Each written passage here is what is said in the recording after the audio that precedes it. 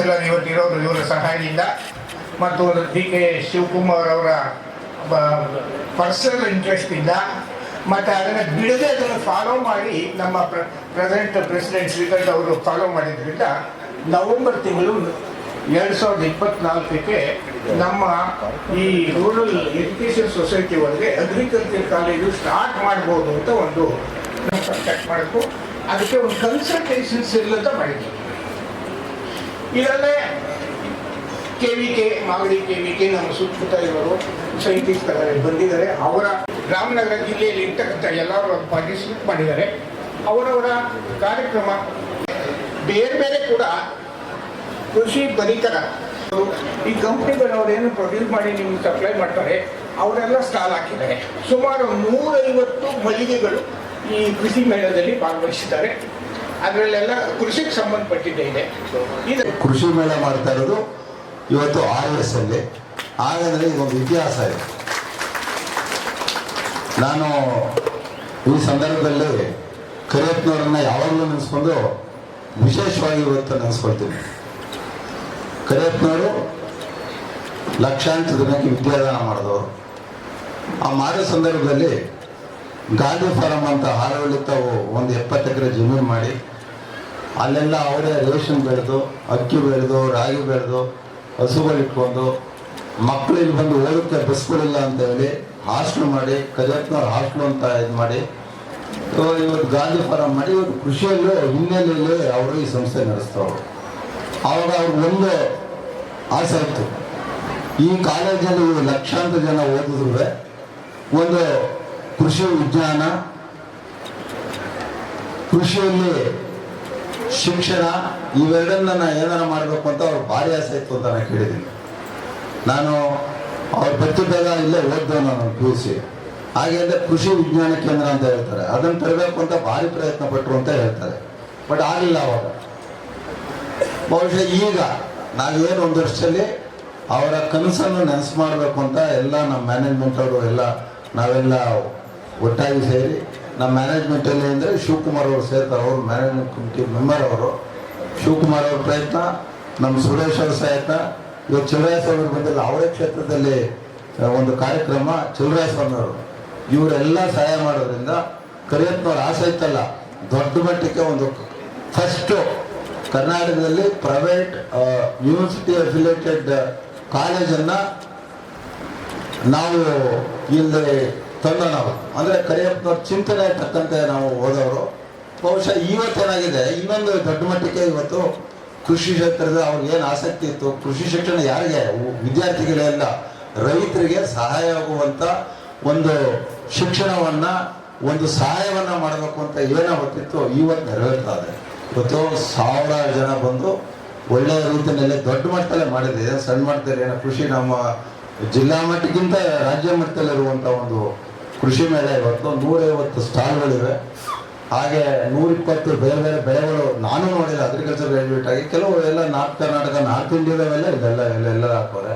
ಇವತ್ತು ಅವ್ರು ಏನು ಬಯಸಿದ್ರು ಅದನ್ನು ಆಸೆನ ವಿಸ್ತಾರ ಮಾಡಿದ್ರು. ಇವತ್ತು ಎಲ್ಲ ರೈತರುಗಳಿಗೆ, ಕೃಷಿ ಪ್ರೇಮಿಗಳಿಗೆ, ವಿದ್ಯಾರ್ಥಿಗಳಿಗೆ ಈ ಕೃಷಿ ಬಗ್ಗೆ ಜ್ಞಾನ ಮೂಡಿಸುವಂಥ ಕೆಲಸವನ್ನು ಆವತ್ತು ಅವರ ಗುರಿ ಏನಿತ್ತು ಅವತ್ತು ಇವತ್ತು ನೆರವೇರ್ತಾ ಇದೆ.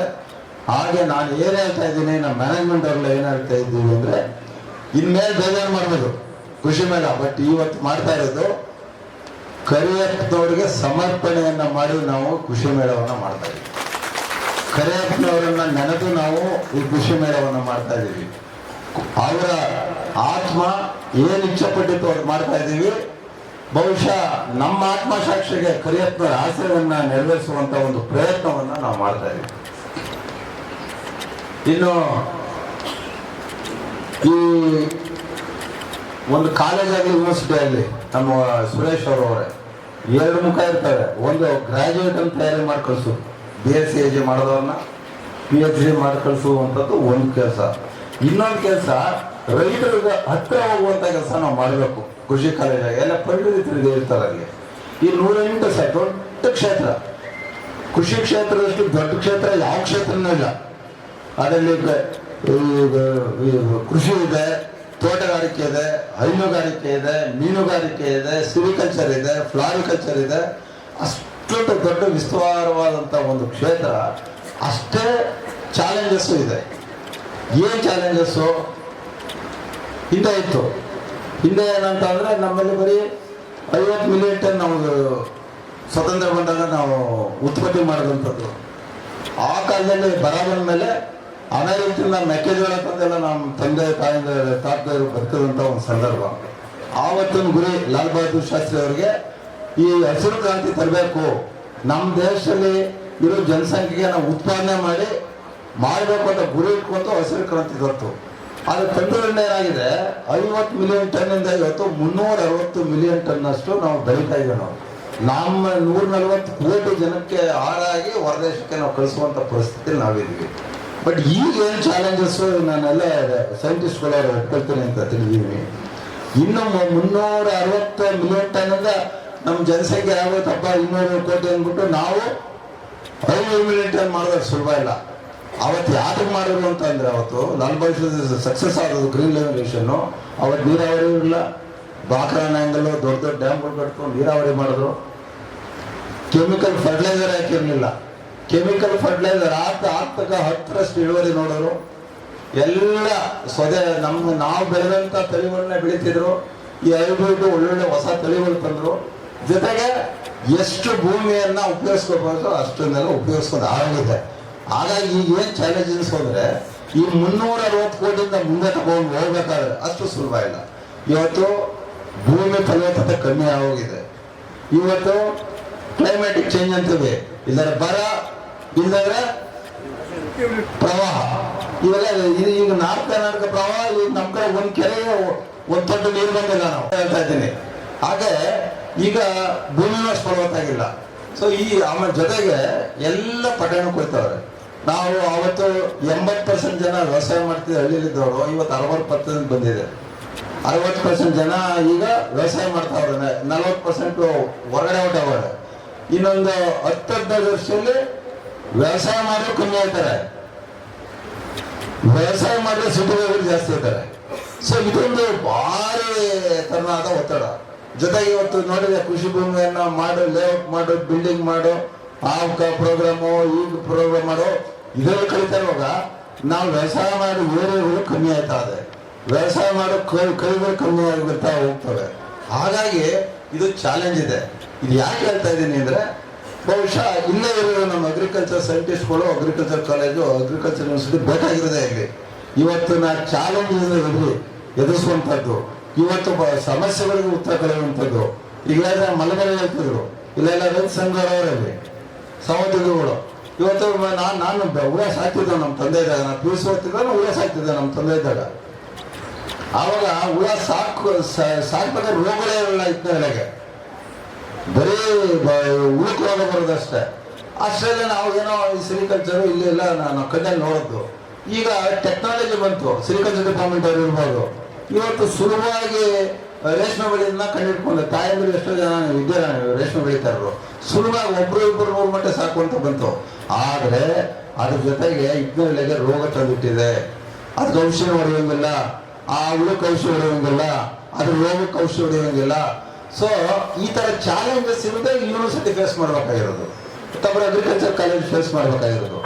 ಇದಕ್ಕೇನು ಹೇಳ್ತೀವಿ ಅಂದರೆ, ನಾವೇನು ಡಿಗ್ರಿ ಕೊಟ್ಟು ನಾವು ಗ್ರಾಜ್ಯುಯೇಟ್ಸ್ ತಯಾರಿ ಮಾಡ್ತೀವಿ. ಇನ್ನೊಂದು ಈ ಸಂಸ್ಥೆಗಳು, ಅಗ್ರಿಕಲ್ಚರ್ ಕಾಲೇಜುಗಳು, ಯೂನಿವರ್ಸಿಟಿಗಳು ರೈತರ ಜೊತೆ ಕೆಲಸ ಮಾಡಬೇಕು.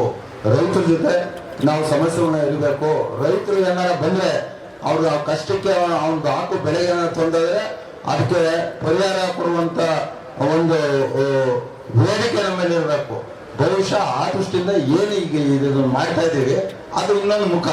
ರೈತರ ಸಮಸ್ಯೆಗೆ, ರೈತರ ಹತ್ರ, ರೈತರಿಗೆ ಸುಧಾರಿತ ಬೇಸಾಯ ಮಾಡಬೇಕು, ಹೆಚ್ಚು ಇಳುವರಿ ತಗೋಬೇಕು, ಯಾವ ಕ್ರಾಪಿಂಗ್ ಪ್ಯಾಟರ್ನ್ ಹೋಗ್ಬೇಕು, ಇಂಥ ತಿಳುವಳಿಕೆ ಕೊಡೋಕ್ಕೆ ಬಹುಶಃ ಇವತ್ತೇನು ನಾವು ಕೃಷಿ ಮೇಳ ಮಾಡ್ತಾ ಇದ್ದೀವಿ, ಇಂಥವೆಲ್ಲ ಸಹಾಯ ಆಗ್ತದೆ. ಹಾಗಾಗಿ ಏನು ಕಲಿಯುತ್ತಾರೆ ಕಾಲೇಜ್ ಆಗಿದೆ, ಅಗ್ರಿಕಲ್ಚರ್ ಕಾಲೇಜು.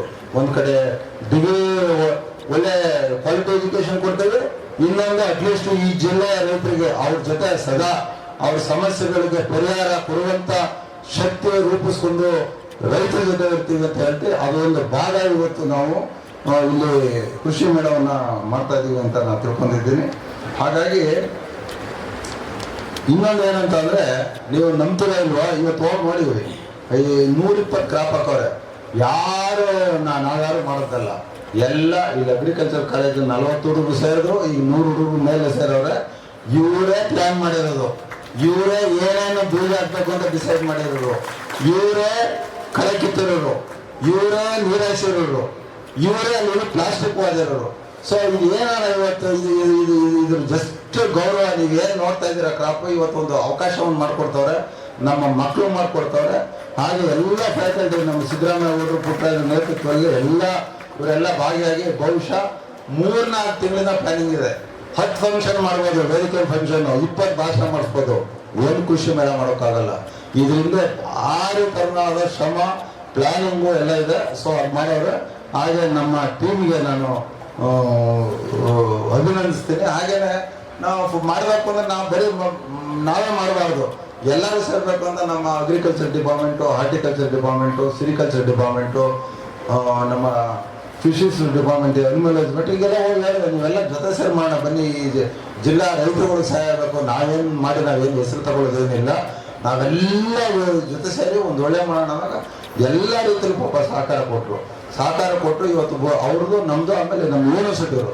ನಾನು ಹೇಳಿದೆ ಸುರೇಶ್ ಅವ್ರ ತಾನೇ ಸುಸ್ತಾಗಿದ್ರು. ಅವರು GKVKಲಿ 40-45 ಲಕ್ಷ ಜನ ನೋಡೋರು ಬೆಂಗಳೂರಲ್ಲಿ. ಸುರೇಶ್ ಅವ್ರಿಗೆ ಹೇಳಿದೆ ನಾವು ಮಾಡಬೇಕು ಸುರೇಶ್ ಅಂತ. ಇದೊಂದು ಅದ್ಭುತ ಅಂದರು. ಅವ್ರು ಮರ್ತಿದ್ದಾರೆ ಏನೋ ಗೊತ್ತಿಲ್ಲ, ಕರೆಕ್ಟ್ ವರ್ಡ್ ಫಸ್ಟ್ ಸ್ಪಾಂಟೇನಿಯಸ್ ಆಗಿ ಬಂದ್ಬಿಟ್ಟು ಇವತ್ತು ಏನು ನೀವು ಹೇಳ್ತಾ ಇದ್ದಾರೆ ಇದೊಂದು ಅದ್ಭುತ. ಈಗ 1 ವರ್ಷ ಆಗದೆ ಕಾಲೇಜ್ ಆಗದೆ, ಈಗ ಇನ್ನೂ ಅರ್ಥ ಮಾಡ್ಕೊಂಡಿಲ್ಲ ನೀವು. ಅದರ ಗುಂಗಿನಲ್ಲಿತ್ತು ಈಗ ಮಾಡ್ತಾ ಇದ್ದ ಒಂದು ಅದ್ಭುತ. ನೀವು ಚೆನ್ನಾಗಿ ಮಾಡ್ತಿರೋ ಬಿಡ್ತಿರೋ, ನಿಮ್ ಚಿಂತನೆ ಇದೆಯಲ್ಲ ಒಂದು ಕೃಷಿ ಮೇಳ ಮಾಡಬೇಕು ಅಂತ, ಅದೇ ಅದ್ಭುತ ಅಂತ ಅವ್ರು ಹೇಳೋದು. ಈಗ ಕರ್ಕೊಂಡೆ ನಾನು ಸರ್, ನಾನಂದ್ರೆ ಈ ಮಿನಿಯೇಚರ್ GKVKಲಿ ಏನು ಕೃಷಿ ಮೇಳ ಮಾಡಿದೆ, ಅದು ಮಿನಿಯೇಚರ್ ಸಣ್ಣದಾಗಿ ಮಾಡಿದ್ದೀವಿ ಅಂದೆ. ಇವೆಲ್ಲ ಹಂಗೆ ಮಾಡಿದ್ರೆ ಸ್ವಲ್ಪ ನೋಡಿದಾಗ ಹೇಳಿದ್ರು ಅವರು. ಹಾಗಾಗಿ ಇಲ್ಲಿ ಆಮೇಲೆ ಮಂಡ್ಯ ಕೃಷಿ ವಿದ್ಯಾಲಯ ಅಲ್ಲೇ ನಮ್ಮ ಫ್ರೆಂಡ್ ಅಲ್ಲಿ ಆಫೀಸರ್ ಆಗಿದ್ರು, ಅವ್ರಿಗೂ ಕೇಳ್ಕೊಂಡಾಗ ಅವರಿಬ್ಬರೂ ಕೂಡ ಬಂದು ಅವರು ಸಹಯೋಗದಿಂದ ಮಾಡ್ತಾ ಇದ್ದಾರೆ. ಈ ಸಂದರ್ಭದಲ್ಲಿ ಅವ್ರಿಗೂ ಕೂಡ ನಾನು ಕೃತಜ್ಞತೆ ಹೇಳಿ, ರಾಮಲಿಂಗ ಸಾಹೇಬರು ನಾವು ಒಂದ್ಸತಿ ಕರೆದೆ, ಬನ್ನಿ RS ಇದಕ್ಕೆ ನೀವು ಬರಬೇಕು ಕ್ಯಾಂಪಸ್ಗೆ ಅಂದಾಗ, ಶ್ರೀಕಂಠ ಇವತ್ತು ಆಗಲ್ಲ, ನಾನು ಬೇರೆ ದಿನ ಯಾವ್ದು ಒಂದು ಕರೀಲಿ ಅಂದರೆ ನಾನು ಒತ್ತಾಯ ಮಾಡಿದ್ದೇನೆ. ಬಟ್ ಒಳ್ಳೆ ಕಾರ್ಯಕ್ರಮಕ್ಕೆ ಏನು ಕರೀಬೇಕು ಅಂತ ನನ್ನ ಮನಸ್ಸಿತ್ತು ನನಗೆ.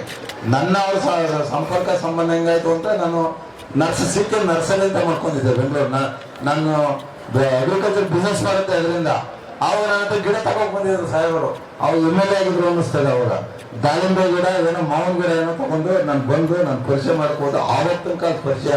ಇವತ್ತು ಅದೇ ಕೃಷಿ ಕ್ಷೇತ್ರದಲ್ಲಿ ಅವ್ರನ್ನೇ ಕರ್ಕೊಂಡು ಅವ್ರನ್ನೇ ಉದ್ಘಾಟನೆ ಮಾಡಿಸಿ ಅವ್ರ ನೇತೃತ್ವ ವಹಿಸಿ ನಾವು ಮಾಡ್ತಾ ಇರೋದು ನನಗೆ ತುಂಬಾ ನನ್ನ ಹೃದಯಕ್ಕೆ ಭಾರಿ ಹತ್ತಿರವಾದಂಥ ಒಂದು ಸಂದರ್ಭ ಅಂತ ತಿಳ್ಕೊಂಡಿದ್ದೀನಿ.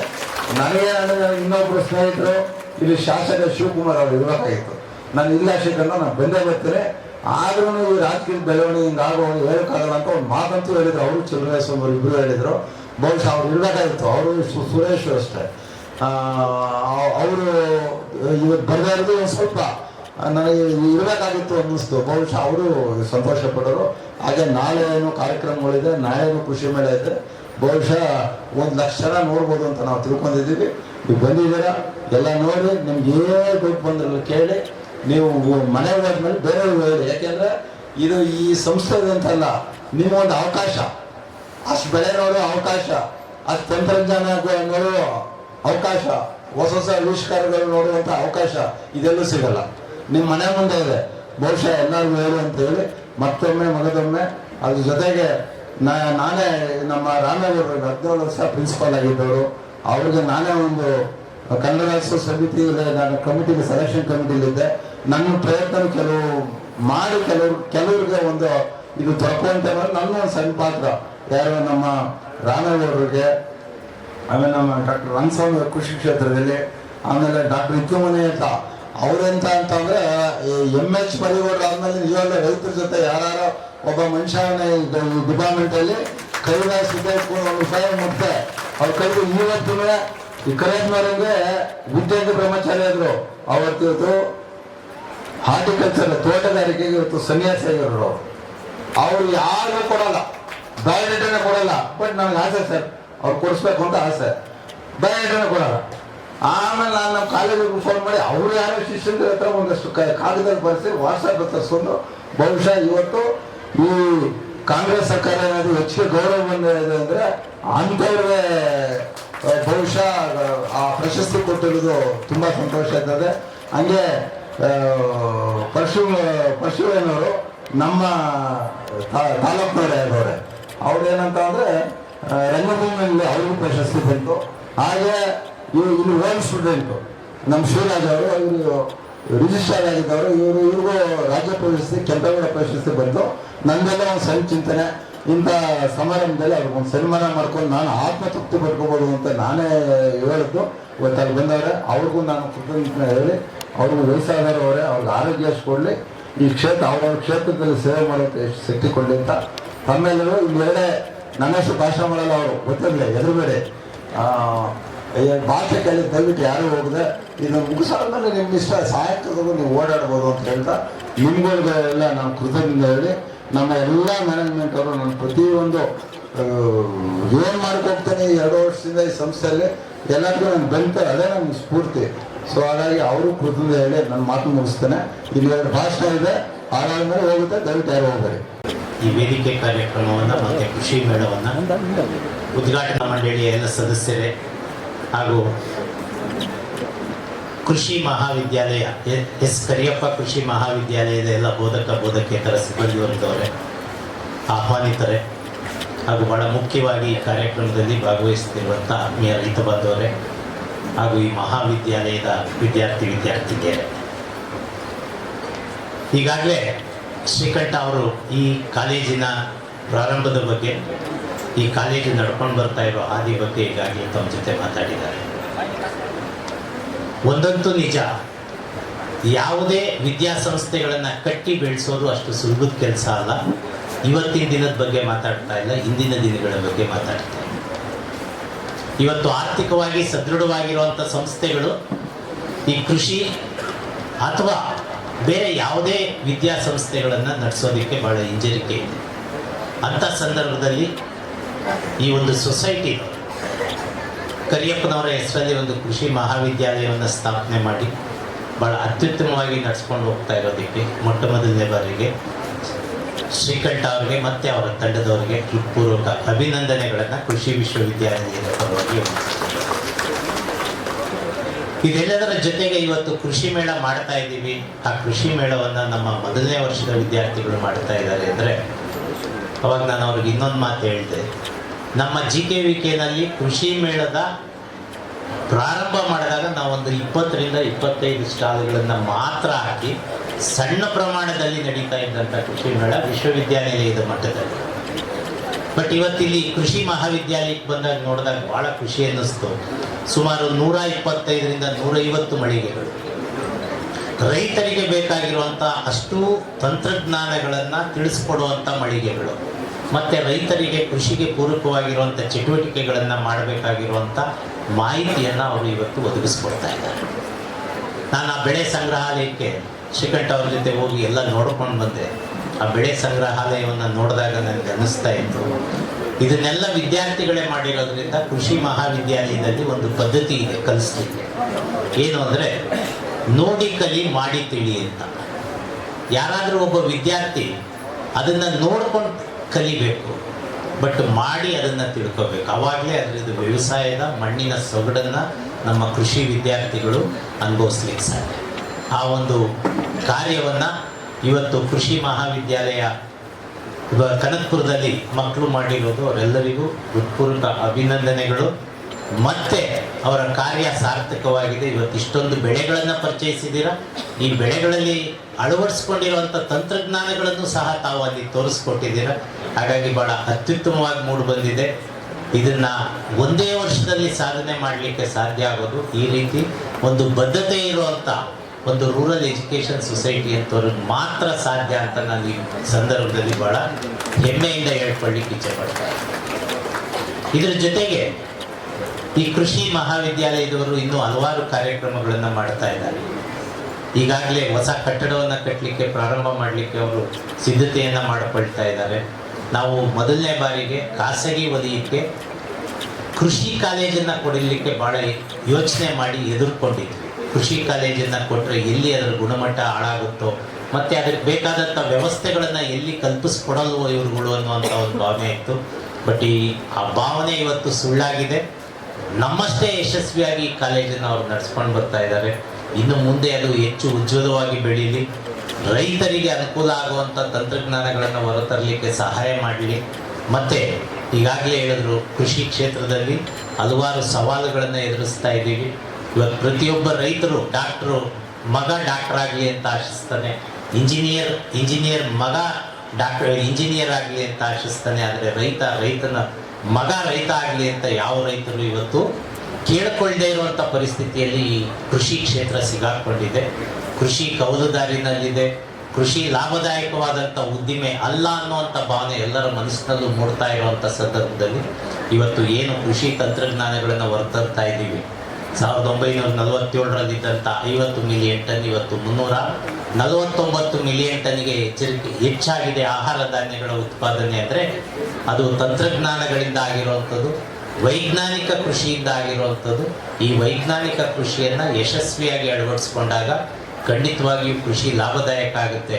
ಆದರೆ ಎಷ್ಟೋ ಜನಗಳ ರೈತರು ಕೇಳೋದು ನಮಗೊಂದೇ, ನಿಮಗೆ ಬೇಕಾದಂಥ ಗುಣಮಟ್ಟದ ಪದಾರ್ಥಗಳನ್ನು ಬೆಳ್ಕೊಡ್ತೀವಿ, ನಮಗೆ ವೈಜ್ಞಾನಿಕ ಬೆಲೆಯನ್ನು ಕೊಡಿಸ್ಕೊಡಿ ಅಂತ ಯಾವಾಗಲೂ ಕೇಳ್ತಾ ಇದ್ದಾರೆ. ಮಾರುಕಟ್ಟೆ ಒಂದೇ ರೈತರಿಗೆ ಇವತ್ತು ಬೇಕಾಗಿರುವಂಥ ಕ್ಷೇತ್ರ.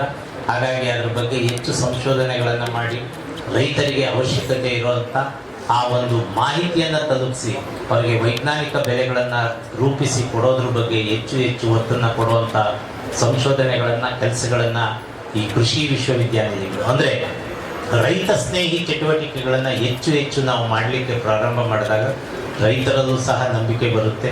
ಇವತ್ತು ಏನು ಕನ್ನಡ ರಾಜ್ಯೋತ್ಸವ ಪ್ರಶಸ್ತಿ ಪುರಸ್ಕೃತರನ್ನು ಕರೆದು ಅಭಿನಂದನೆಗಳನ್ನು ಹೇಳ್ತಾ ಇರೋದು ಇದನ್ನು ಇನ್ನೊಂದು ಉತ್ತಮವಾದಂಥ ಕೆಲಸ. ಇದರಲ್ಲಿ ಈ ರೀತಿಯಾದಂಥ ಪುರಸ್ಕಾರಗಳನ್ನು, ಸನ್ಮಾನಗಳನ್ನು ಮಾಡೋದು ಬರೀ ವ್ಯಕ್ತಿಗಳ ಇಷ್ಟಕ್ಕೋಸ್ಕರ ಅಲ್ಲ, ಅವರ ಸಾಧನೆ ನಮಗೆಲ್ಲರಿಗೂ ಒಂದು ಮಾರ್ಗವನ್ನು ತೋರಿಸುತ್ತೆ. ಆ ಸಾಧನೆಯಿಂದ ನಾವೆಲ್ಲ ಪ್ರೇರಣೆ ಪಡೆದು ಅವರುಗಳ ದಾರಿಯಲ್ಲೇ ನಡೆದು ನಾವು ಒಬ್ಬರು ಪ್ರಗತಿಪರ ರೈತ ಅಥವಾ ಪ್ರಗತಿ ಉಳ್ಳ ಚಿಂತನೆಗಳುಳ್ಳ ಒಬ್ಬ ವಿಜ್ಞಾನಿಯಾಗಿ ರೂಪುಗೊಳ್ಳಬೇಕು ಅನ್ನುವಂಥ ಒಂದು ಅಭಿಲಾಷೆಯಿಂದ ಇಂಥ ವ್ಯಕ್ತಿಗಳನ್ನು ಸನ್ಮಾನ ಮಾಡುವಂಥ ಈ ಕಾರ್ಯಕ್ರಮ ಇದು ಒಂದು ಅತ್ಯುತ್ತಮವಾದಂಥ ಕೆಲಸ. ಅವರುಗಳನ್ನು ನೋಡಿ ಮತ್ತೆ ಇನ್ನು ಮುಂದೆ ಹೆಚ್ಚು ಜನ ಸಾಧಕರು ನಮ್ಮ ಮಧ್ಯೆ ಬರಲಿ, ರೈತರ ಮಧ್ಯೆ ಅಂತ ನಾನು ಆಶಿಸ್ತಾ ಈ ಸಂದರ್ಭದಲ್ಲಿ ನನ್ನನ್ನು ಕರೆದು ಈ ಒಂದು ಕೃಷಿ ಮೇಳದಲ್ಲಿ ಭಾಗವಹಿಸಲಿಕ್ಕೆ ಅನುವು ಮಾಡಿಕೊಟ್ಟಂಥ ರೂರಲ್ ಎಜುಕೇಷನ್ ಸೊಸೈಟಿಯ ಎಲ್ಲ ಅಧ್ಯಕ್ಷರು ಮತ್ತು ವ್ಯವಸ್ಥಾಪನಾ ಮಂಡಳಿ ಸದಸ್ಯರುಗಳಿಗೆ ಹೃತ್ಪೂರ್ವಕ ಧನ್ಯವಾದಗಳನ್ನು ಅರ್ಪಿಸಿ ನನ್ನ 2 ಮಾತು ಮುಗಿಸ್ತಿದ್ದೇನೆ. ನಮಸ್ಕಾರ. ಅಭಿನಂದಿಸುತ್ತೇನೆ.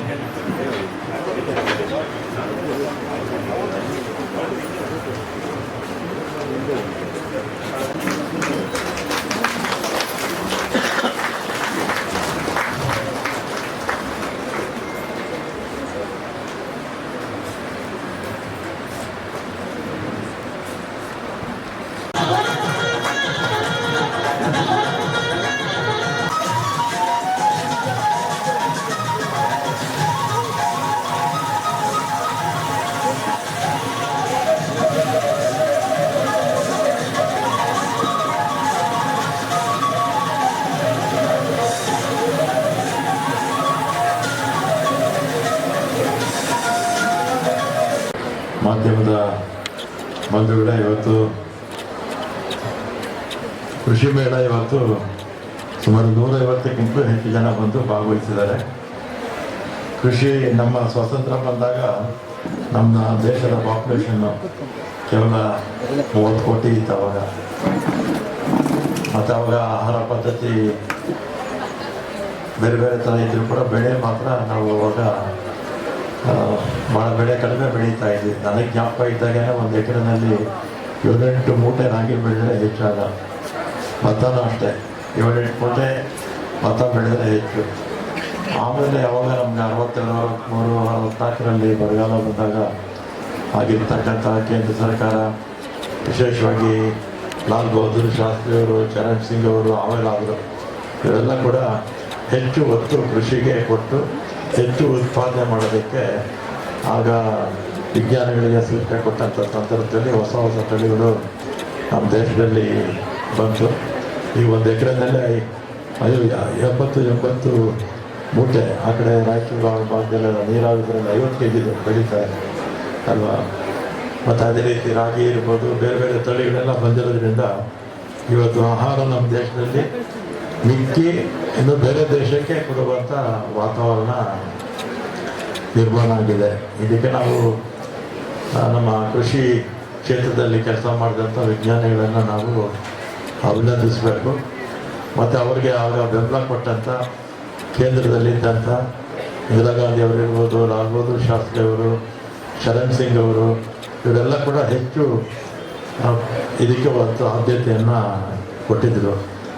ಮತ್ತು ಇವತ್ತು ಕರಿಯಪ್ಪನವರ ಹೆಸರಲ್ಲಿ ವಿಶ್ವವಿದ್ಯಾಲಯ ಪ್ರಾರಂಭ ಆಗಿದೆ. ಪ್ರೈವೇಟ್ ಇದೊಂದೇ ಇರೋದು ಇಲ್ಲ, ಒಂದು 2ನೇದು ಇದು ಅಲ್ವಾ. ಇದು ಮೊದಲನೇದು, ಈಗ 4 ಆಗಿದೆ. ನಮ್ಮ ಸುರೇಶ್ ಅವರು ಯಾರ್ಯಾರು ಪ್ರೈವೇಟಲ್ಲಿ ಕೃಷಿ ವಿದ್ಯಾಲಯ ಮಾಡ್ತೀವಿ ಅಂತ ಹೇಳ್ತಾರೆ ಎಲ್ಲರಿಗೂ ಉತ್ತೇಜನ ಕೊಡಬೇಕು ನೀವು. ಹೆಚ್ಚು ಯಾರು ಕೇಳ್ತಾರೆ ಎಲ್ಲರಿಗೂ ಕೊಡಿ, ಏನು ತೊಂದರೆ ಏನೇ ಇಲ್ಲ. ಯಾಕೆಂದರೆ ಕೃಷಿಗೆ ಹೆಚ್ಚು ಆದ್ಯತೆ ನಾವು ಕೊಡಬೇಕು. ಮತ್ತು ಕೃಷಿ ಈಗೇನಾಗುತ್ತೆ, 100 ಸೀಟಲ್ಲಿ 60 ಸೀಟು ಸರ್ಕಾರದ್ದಿರುತ್ತೆ, 40 ಸೀಟು ಪ್ರೈವೇಟ್ ಮ್ಯಾನೇಜ್ಮೆಂಟಿಗಿರುತ್ತೆ. ಮತ್ತು ಕೃಷಿ ಮಾಡ್ತಾ ಇರ್ತಕ್ಕಂಥವ್ರಿಗೆ ಅವರು ಉದ್ಯೋಗಕ್ಕೆ ಹೋಗುವಂಥ ಅವಕಾಶ ಇರೋದಿಲ್ಲ. ಅವರು ಕೂಡ ರಿಸರ್ವೇಷನ್ ಇದ್ದರೆ ಒಳ್ಳೆಯದು. ಅವ್ರು ಕೃಷಿ ಮಾಡ್ತಾ ಇರ್ತಾರೆ, ಅವ್ರು ಉದ್ಯೋಗಕ್ಕೆ ಹೋಗೋದಿಲ್ಲ, ಅಂಥವ್ರಿಗೂ ಕೂಡ ಪ್ರಿಫರೆನ್ಸು ಕೊಡಬೇಕು ಅಂತೇಳಿ ಇದೆಯಾ. ಮತ್ತು ಒಂದು 6 ತಿಂಗಳದ್ದು 1 ವರ್ಷದ್ದು ಟ್ರೈನಿಂಗ್ ಕೊಡುವಂಥ ಕೆಲಸಗಳು ಕೂಡ ಆಗಬೇಕು. ಕೃಷಿ ಮಾಡ್ತಾ ಇದ್ದಂಥವ್ರಿಗೆ ಆಗಬೇಕು ಅಂತ ನಾನು ಈ ಸಂದರ್ಭದಲ್ಲಿ ಹೇಳಿ, ಮತ್ತು ನಮ್ಮ ಇವರು ಶ್ರೀಕಂಠ ಅವರು ಆಗಲೇ ನಾನು ಮರೆತುಬಿಟ್ಟಿದ್ದೆ, ಜ್ಞಾಪಿಸಿದ್ರು. ನಾವು ಅವ್ರ ಹತ್ರ ನರ್ಸರಿ ಇಟ್ಟಿದ್ರು ಅಲಂಕಾರದಲ್ಲಿ. ಆಗ ನಾನು ಮಧುಗಿರಿಗೆ ಹೋಗ್ತಾ ಇದ್ದೆ, ನಮ್ಮದು 100 ಎಕರೆ ತೋಟ ಇದ್ದಲ್ಲಿ. ಆಗ ದಾಳಿಂಬೆ ತಗೊಂಡು ಹೋಗಿದ್ದೆ, ನಾನು ಮರ್ತಿದ್ದೆ. ಹಾಗೆ ಅವರು ಜ್ಞಾಪಿಸಿದ್ರು. ಮತ್ತು ಅದೇ ರೀತಿ ಇವತ್ತು ನಮ್ಮ ವ್ಯವಸಾಯ ಪದ್ಧತಿಯಲ್ಲಿ ಸಾಕಷ್ಟು ಬದಲಾವಣೆಗಳಾಗಿದೆ. ಹಿಂದೆ ಎಲ್ಲ ಸಾಕಷ್ಟು ಜನ ಸಿಗೋರು ನಮಗೆ ಕೆಲಸ ಮಾಡೋದಕ್ಕೆ. ಈಗ ಜನ ಕೂಡ ಕಡಿಮೆ ಆಗಿದೆ ಬೇರೆ ಬೇರೆ ಕಾರಣಗಳಿಂದ.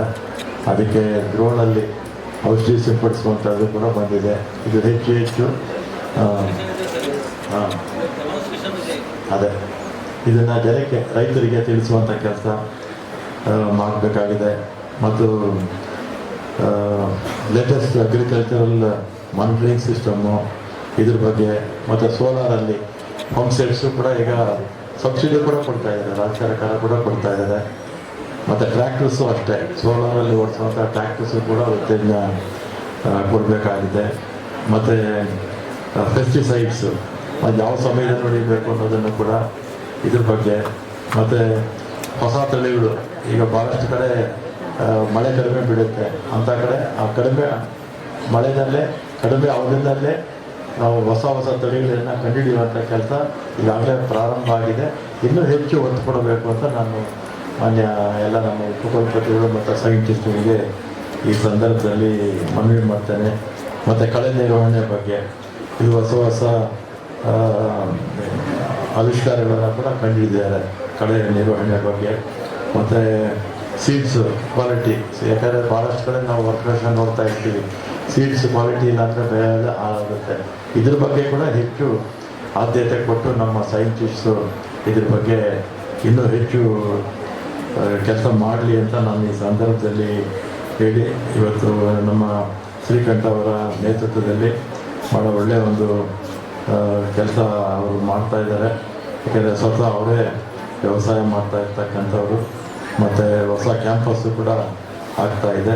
ಇದಕ್ಕೆ ಪೂರಕವಾಗಿ ನಮ್ಮ ಸುರೇಶ್ ಅವರು, ಅದೇ ರೀತಿ ನಮ್ಮ ರವಿ ಅವರು, ಮತ್ತು ಭಾಳ ಮುಖ್ಯವಾಗಿ ನಮ್ಮ ಶಿವಕುಮಾರ್ ಅವರ ಬೆಂಬಲದಿಂದ ಖಂಡಿತ ನಿಮ್ಮ ಏನು ಒಂದು ಕಾರ್ಯಕ್ರಮ ಹಾಕ್ಕೊಂಡಿದ್ದಾರೆ ಅಲ್ಲಿ ಯಶಸ್ವಿಯಾಗಿ ನಮ್ಮ ರಾಜ್ಯದಲ್ಲೇ ಒಂದು ಉತ್ತಮ ವಿಶ್ವವಿದ್ಯಾಲಯ, ಕೃಷಿ ವಿಶ್ವವಿದ್ಯಾಲಯ ಇದಾಗಲಿ, ನಮ್ಮ ಕರಿಯಪ್ಪನವರ ಆತ್ಮಕ್ಕೆ ಶಾಂತಿ ಸಿಗಲಿ ಅಂತ ನಾನು ಈ ಸಂದರ್ಭದಲ್ಲಿ ಎಲ್ರಿಗೂ ಧನ್ಯವಾದ ಹೇಳಿ ನನ್ನ ಮಾತು.